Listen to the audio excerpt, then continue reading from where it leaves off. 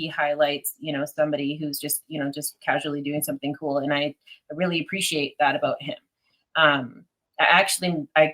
pushed him to come on after a show that we were, we helped produce. It was See Our Live Streets, because he had an opportunity to, I don't want to say insult, but he had an opportunity to maybe be dismissive to a community member.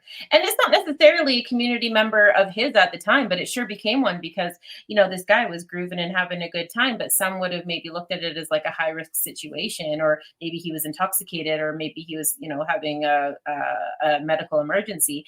And, once Surreal kind of navigated through what he needed to navigate through and realized the guy was just having a good time, he actually added him in as part of the situation. He treated him the exact same way as he treated everybody else in the audience, which was to bring them up and to be part of his space. And what it did was, instead of people being like, what's going on with that guy? Like, why is he drunk? Is he drunk in public? Like, what's happening? As soon as he deemed it as safe, all of a sudden they were dancing together. Everyone around them was like, oh man, that guy's kind of cool. Okay, wait, is that Uncle Ernie?